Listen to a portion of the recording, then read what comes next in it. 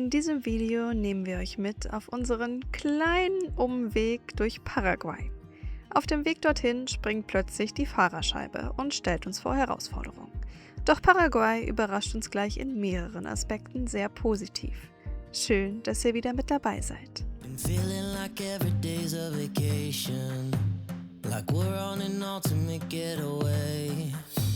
Been talking about it, but now we made it. Oh, so let's take it slow.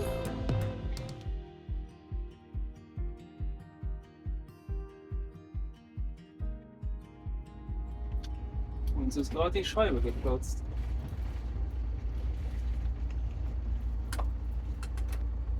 Ist doch nichts reingefallen, oder? Die ist aber nicht komplett kaputt. Die hält noch in sich. Oh, okay, ne, unten ist jetzt was rausgefallen, ne? Scheiße.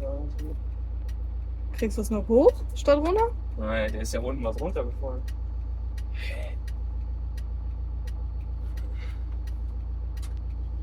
Ja, herzlichen Glückwunsch.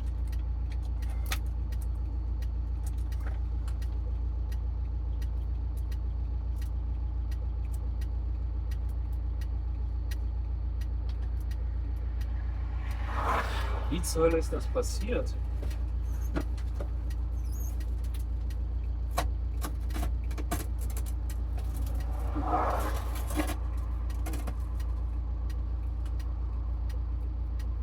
Die hat auf jeden Fall an Stabilität verloren. Ja, aber es muss ja an sich, damit wir weiterfahren können und noch weiterkommen können, muss sie doch hoch, oder? Ja, aber sie wird nicht mehr hochgehen. Gar nicht mehr ganz hoch. Ja, jetzt ist sie sogar ganz fest. Ja, dann machst du aber nicht weiter runter. Ja.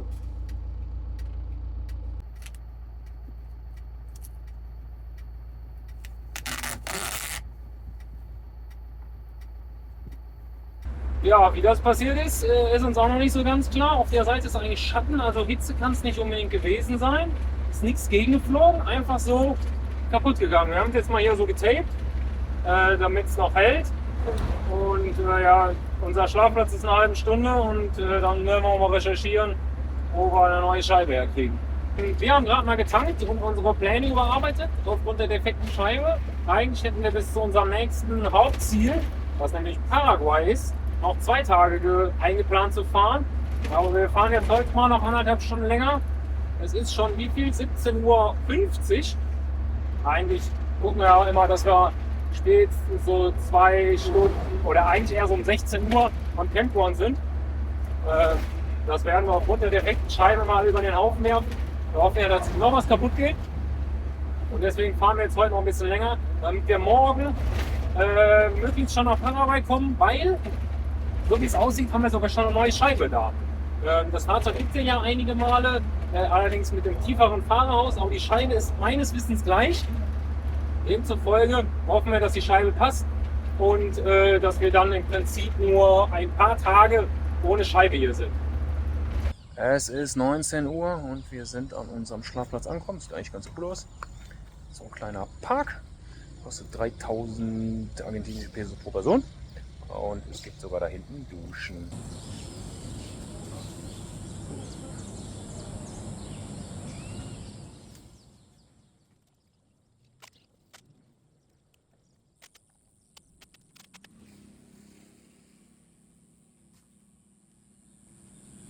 So, die Wahrscheinlichkeit des Regens ist gering, aber wir haben es trotzdem mal zugemacht, vor allen Dingen auch wegen Tieren. Ist jetzt keine Einbruchssicherung, aber zumindest ist es abgedeckt. Und dann kriegen wir hoffentlich spätestens übermorgen eine neue Scheibe. Also ich habe jetzt gerade noch bezahlt, 3000 pro Person, das heißt ungefähr 2 Euro pro Person, inklusive Dusche, warm und kaltes Wasser. Und ansonsten hier nebenan von uns gibt es auch noch Wasser zum Tanken. Also kann man nicht meckern.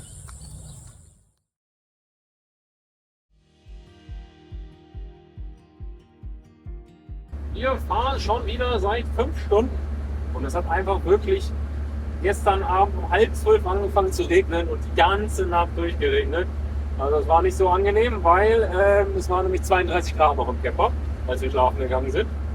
Und jetzt sind wir eine halbe Stunde vor der Grenze und dann geht es nach Paraguay rüber und da kriegen wir hoffentlich eine neue Scheibe. Ja, okay.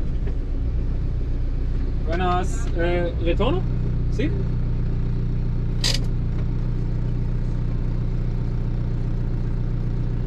Listo? Okay. Wir sind gerade durch die argentinische Grenzstation oder vielleicht eigentlich auch nur Zollstation durch. Er hat unser Tipp entgegengenommen und hat gesagt, wir sollen weiterfahren. Also es gibt keine Bestätigung, dass das Tipp gekündigt ist. Ja, hoffen wir, dass alles funktioniert. Aber hatten wir vorher auch gelesen, dass es so sein soll. Jetzt fahren wir über die Brücke und da soll die Immigration sein und alles soll irgendwie so Drive-Thru sein. Mal gucken, ob wir aussteigen müssen oder ob wir wirklich die ganze Zeit im Auto sitzen bleiben. Wäre natürlich gut, weil wir haben ja keine Scheibe und da könnte man sonst reingreifen. Vielleicht ist das ja auch. Ach so, ne, das sind zwei unterschiedliche Salida Sachen. und Entrada. Ah, okay. Ja, da kommst du so nicht hin. Doch, komm ich. Aber die Buenas. Dos personas? Ah, gib mal den Fahrzeugschein. Den hast du doch.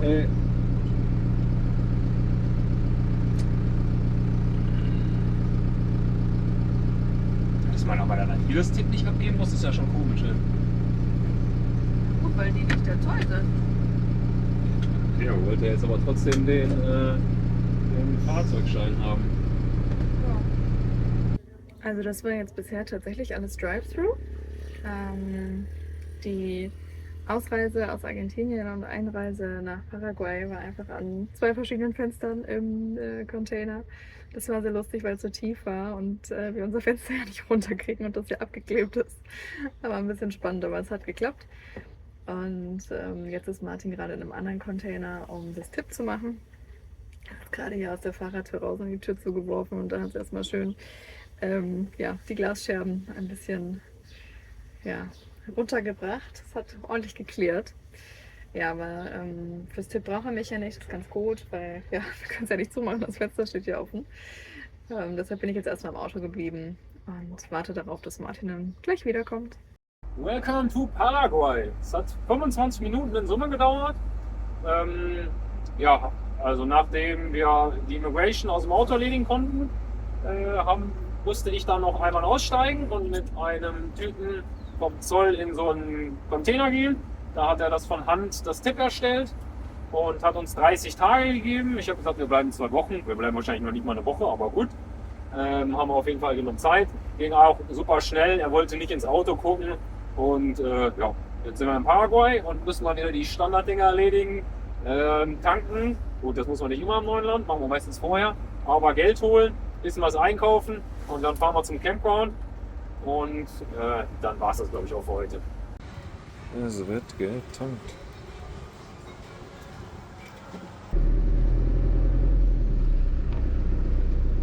Auf jeden Fall so ein Visa-Schild. Ja. Buenas, kommt doch etwa mal vor. Präsident, so ein hohes Schiff oder wieso ist das hier so? Der Präsident so ein hohes Schiff hat. Alle Gegebenheiten vorbereitet.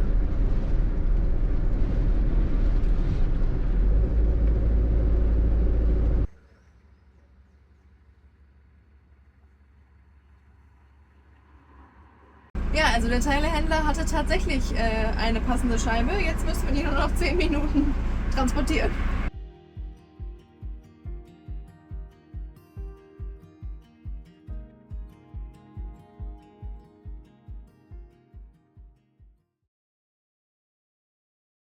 Guten Morgen. Ich habe hier mal das Tarp aufgespannt, damit ich ein bisschen Schatten habe. Und jetzt geht's an das Scheibe-Wechseln. Ich werde erstmal hier die komplette Türverleihung abmachen und mir dann das Spektakel mal anschauen. Wahrscheinlich wird ganz unten da drin hier Glas liegen. Müssen wir das mal rausfischen. Und dann gucken wir mal, dass wir die neue Scheibe gut eingesetzt bekommen. Damit die Fensterkurbel abgeht, muss dieses Teil raus. Geht aber eigentlich relativ einfach. Nur leider ist hier einfach mal der Griff gebrochen. Aber ich sehe gerade, das ist schon geklebt gewesen. Ja, ist wahrscheinlich schon von länger her, weil er mal gebrochen ist.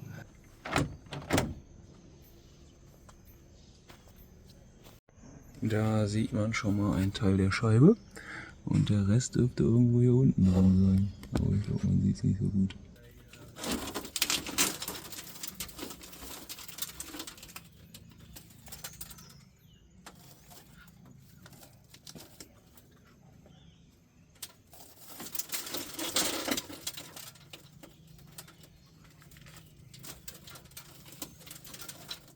Die Scheibe ging aufgrund der Verdunklungsfolie aus Mexiko nicht ganz so leicht raus.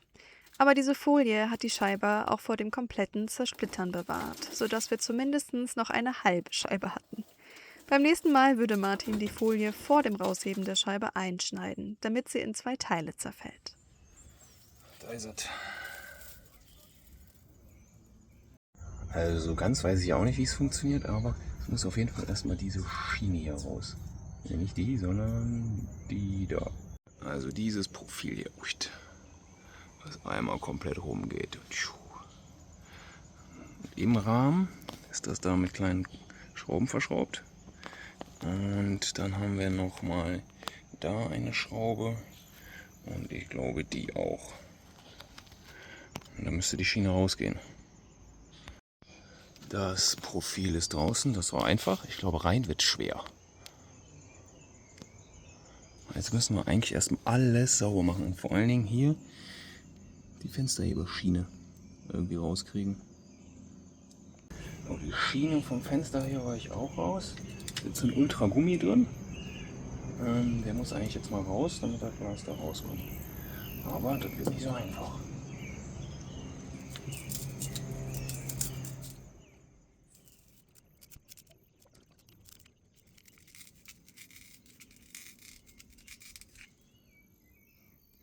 Das kommt aber. So, Schiene getrennt, ne? Die ist so schon ein bisschen rostig hier.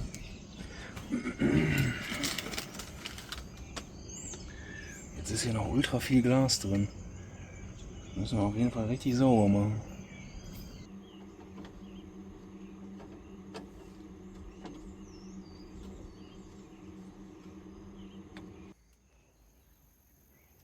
Der schwierigste Part war tatsächlich, den Gummi inklusive U-Profil wieder auf die Scheibe zu bekommen. Man will ja auch nicht zu viel Kraft aufbringen, damit die Scheibe nicht kaputt geht.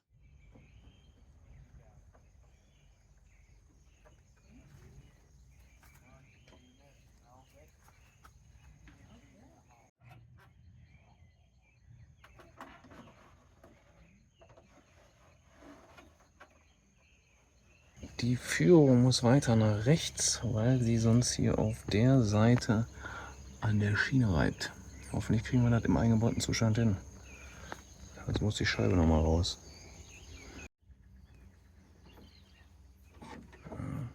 Aber auch nicht einen falschen Winkel erwischen. Ne?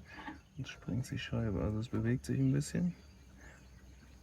Wahrscheinlich reicht das schon, aber ist mir gut, wenn es eigentlich mittiger wäre. So, einmal noch die Kurbel drauf. Löse denn jetzt nicht. Aha, so. Dann kommt hier der Clip wieder rein. Hä? Verkehrt rum? Oh, guck. Ach so, durch die Dämmung, die wir da drauf gemacht haben, geht es immer ein bisschen schwerer drauf. So, das bräuchte man vielleicht auch mal neu. Perfekto. Listo, fertig. Doch, das ist mal ein Mangobaum, ey.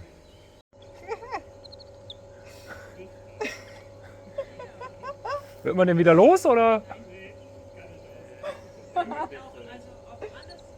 Die deutschen Eigentümer dieses Campgrounds haben nicht nur ein schönes Plätzchen für Reisende geschaffen. Sie engagieren sich auch im Tierschutz vor Ort und geben in Not geratenen Tieren ein Zuhause auf ihrem Grundstück.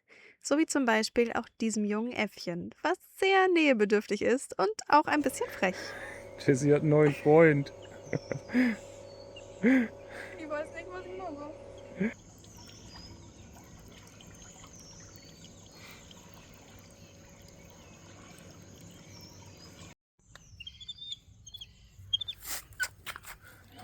Ach. Okay, das wollte ich jetzt nicht unbedingt.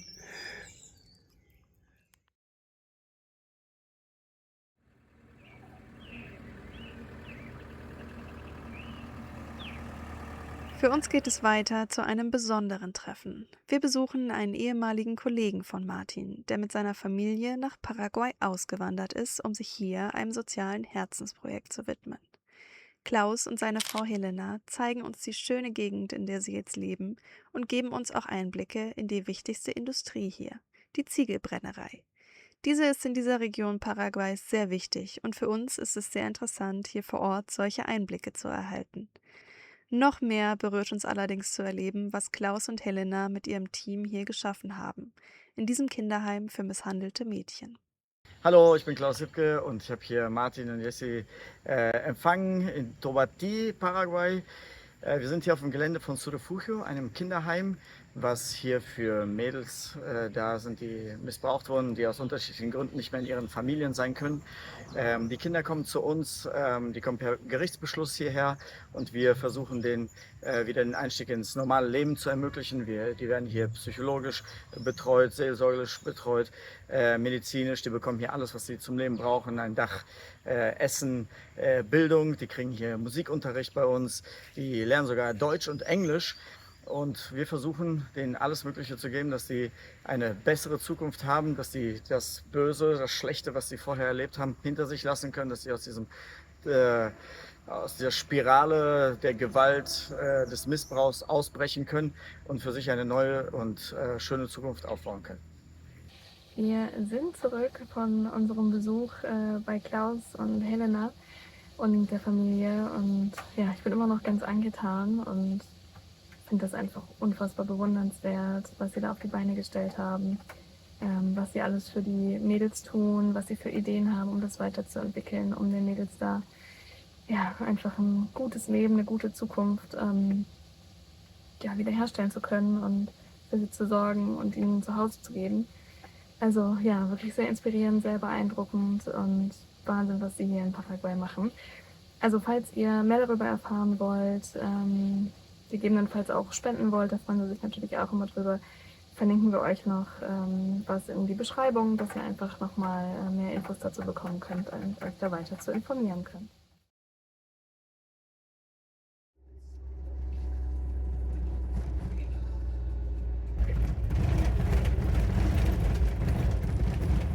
Vielleicht werden wir gleich was nass, aber wir haben schon mal eingepackt.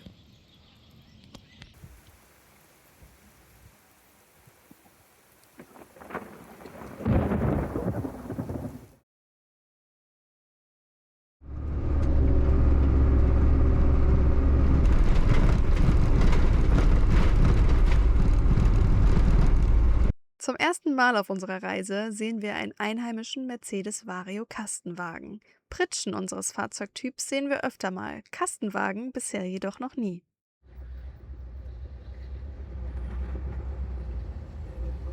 Und dann erreichen wir wohl eine der chaotischsten Städte Südamerikas, Ciudad del Este.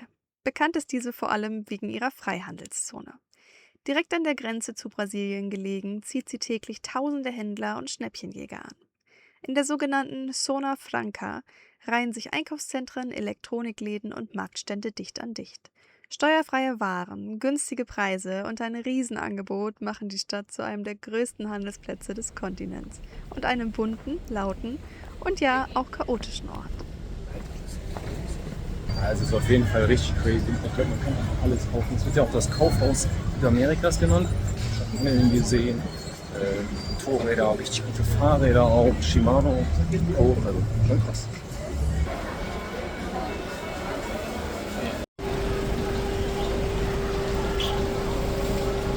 Ich glaube, ich bin aus dem schlimmsten Trubel raus. Ich bin auch gerade noch verlaufen, aber bin ich noch zufälligerweise bei einem Laden vorbeigekommen, der Shimano-Gangschaltung verkauft. Der ganze Laden nur mit Schaltung. Also schon verrückt. Aber gleich bin ich im Auto und jetzt noch zu meinem Einkaufserlebnis. Hier ist die Beute. Also im Prinzip, man geht unten in den Laden rein, dann sind da verschiedene Schalter. Dann sagt man, was man haben will. Dann macht er das alles fertig. Dann geht man bezahlen und dann muss man sich nochmal anstellen, die Ware abzuholen. Und dann haben wir so viel los. Also vor mir waren bestimmt, keine Ahnung, 50, 80 Leute. Und die haben da Sachen rausgetragen, Riesen, Boxen, Fernseher, Handys, alles Mögliche. Da sind wir mit unserem kleinen Einkauf von einer GoPro die hier tatsächlich 10 Euro günstiger ist als in Deutschland, weil es halt eine Freihandelszone ist und dadurch sparen wir ein bisschen was.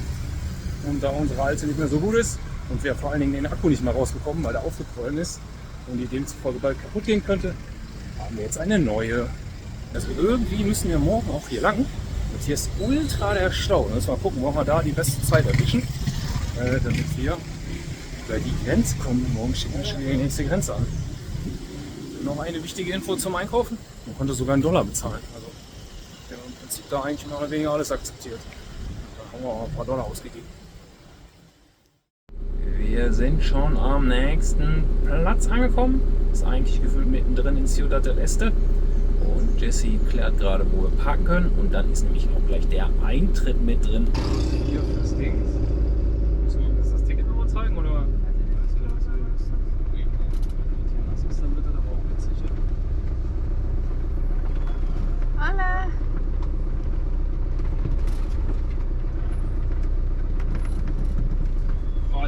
Wir haben noch kurz was zu Mittag gegessen. Und jetzt gehen wir uns mal die Wasserfälle angucken. Ab 17 Uhr ist hier keiner mehr. Das heißt, wir könnten sie dann alleine sehen.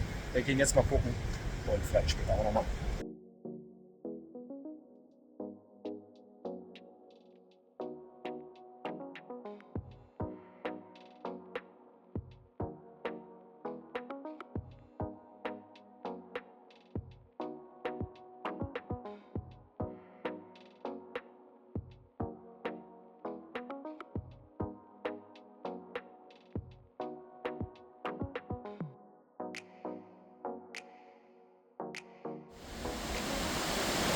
Beeindruckend, was da für Wassermassen runterstürzen.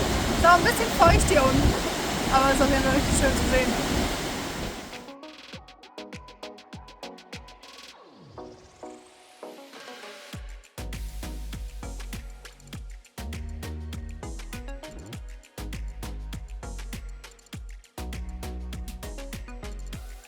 Oh ja, ui ja. Ja, die Aussicht ist nochmal sehr gut hier.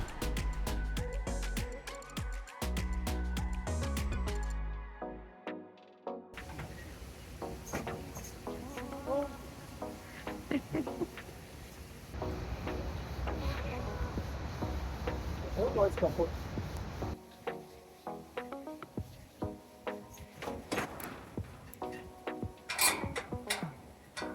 Ist doch. War sehr lustig.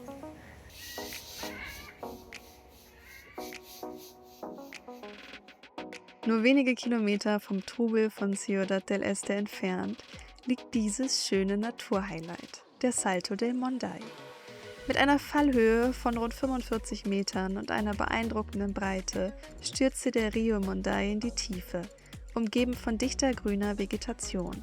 Oft wird der Wasserfall als die kleine Alternative zu den berühmten Iguazu-Wasserfällen bezeichnet, wirkte aber deutlich ruhiger und weniger überlaufen. So bekommen wir hier schon einen ganz kleinen Vorgeschmack auf das, was uns in den nächsten Tagen erwarten wird. Denn diesen kurzen 2000 Kilometer Umweg über Paraguay machen wir ja genau dafür.